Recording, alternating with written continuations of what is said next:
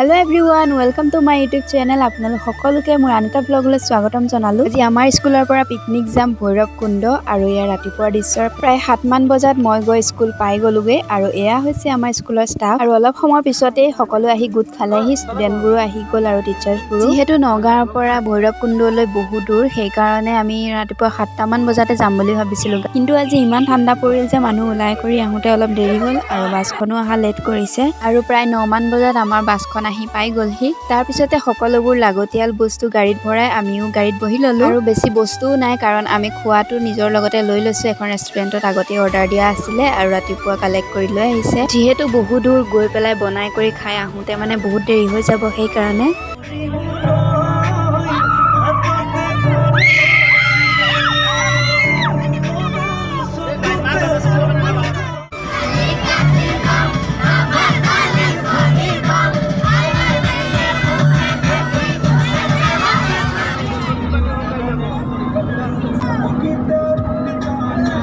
আৰু অলপ দূৰ যোৱাৰ পিছতে আমি লগত নিয়া খোৱা বস্তুবোৰ খাবলৈ আৰম্ভ কৰি দিলো কাৰণ টাইম পাছ কৰিবলৈতো আৰু এটোৱে আছে। আৰু এয়া হৈছে আমাৰ ছাৰসকল, এয়া হৈছে পলিটিকেলৰ ছাৰ।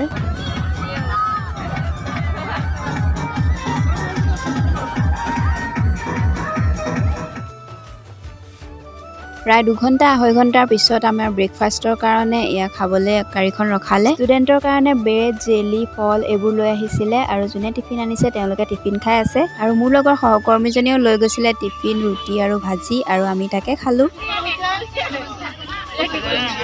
ৰুটি ভাজি খাই লৈ আমি একাপ চাহ খালো কাৰণ মাথা বিষাই আৰম্ভ কৰি দিছে সেই কাৰণে। আৰু তেনেকৈ আমি গৈ গৈ ভৈৰৱ কুণ্ড আহি পাই গলোহি। এয়া সোমাইছো আৰু ভৈৰৱ কুণ্ডত।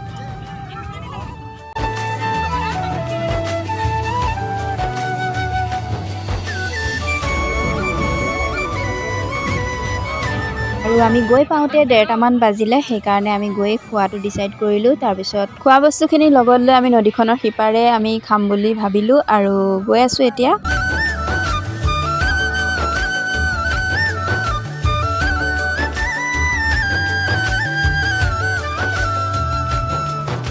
আৰু সিটোফালে যাবলৈ কাৰণে সেয়া পাৰ্মিশ্যন ল'ব লাগে সেই কাৰণে পাৰ্মিশ্যন লৈ আছে আৰু আমি সেলফি উঠি আছো বহুতো। প্ৰথমতে আমাক মানা কৰিলে কাৰণ মানুহ বহুত আছে সেই কাৰণে। তাৰ পিছত আৰু আমি গলো সিটো পাৰে আৰু গৈ পাই আমি খোৱাৰ আৰম্ভ কৰিলো। এফালে ষ্টুডেণ্টখিনিক দি আছে পেকেজিংবোৰ।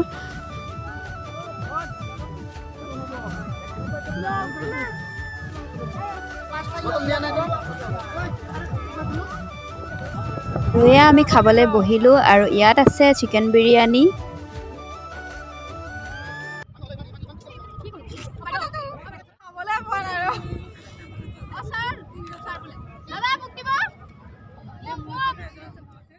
আৰু এতিয়া খাই বই লৈ সকলো উঠি আছে DSLR ফটো আৰু আমিও উঠি আছো।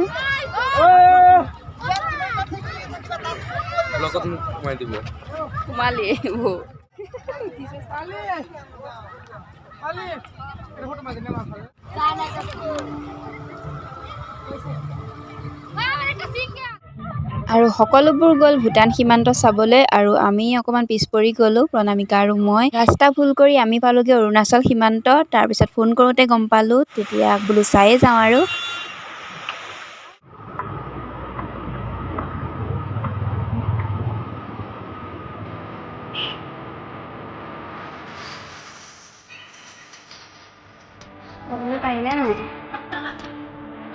অকণমান সোমাই গৈ আমি দেখিলো এটা মন্দিৰ, তাতে সোমালো। তাৰ পৰা আহি আমি সোমালো ভূটান সীমান্তত আৰু ইয়াত সোমাবলৈ আধাৰ কাৰ্ড লাগিব, তেতিয়াহে তাত সোমাব দিয়ে। এইটোৱে হৈছে আমাৰ অসম আৰু ভূটানৰ মাজৰ সীমা আৰু ইয়াৰ ভিতৰখিনি হৈছে ভূটান।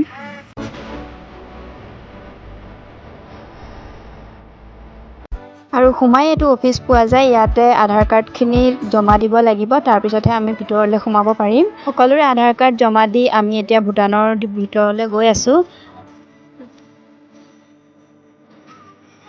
অলপ দূৰ গৈয়ে আমি এখন ব্ৰিজ পালোঁ আৰু ইমান ভাল লাগিছে দেখিবলৈ পৰিৱেশটো। আৰু ইয়াতে ভূটানৰ ভাষাত লিখা আছে।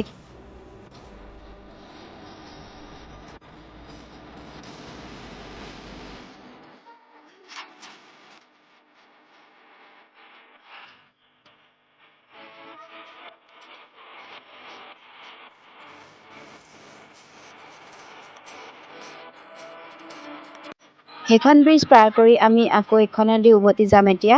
তাৰপিছত আৰু অলপ ভিতৰলৈ যাব পাৰিম নেকি সুধিলোঁ, কিন্তু পাৰ্মিশ্যন নিদিলে আৰু সেইকাৰণে আমি ঘৰলৈ বুলি উভতিলোঁ। আৰু বাটত ভূটানৰ এই ঘৰবিলাক দেখি খুবেই ধুনীয়া লাগিছিলে। আৰু এইটো হৈছে ভূটানৰ বেংক। পুৰণা ঘৰৰ নিচিনা।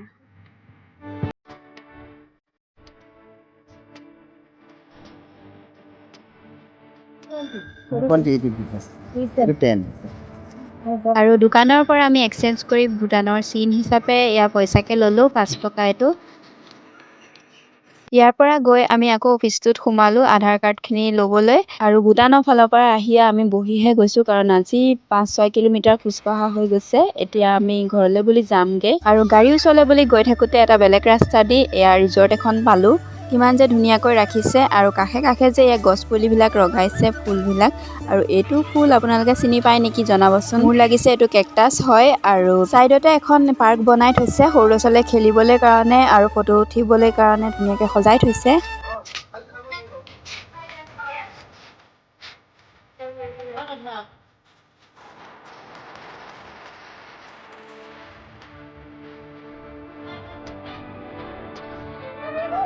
এতিয়া আবেলি প্ৰায় 4টামান বাজিলে। পাৰ্কখন চোৱাৰ পিছতেই আমি এতিয়া বাছত উঠিবলৈ গ'লোঁ। আৰু আজিৰ দিনটো এয়াই আছিল। সঁচাকৈ খুবেই ভাল লাগিল। আপোনালোকে যদি ভিডিঅ'টো চাই ভাল পালে তেতিয়াহ'লে প্লিজ লাইক কৰিব আৰু চেনেলটো ছাবস্ক্ৰাইব কৰি দিব। Bye bye.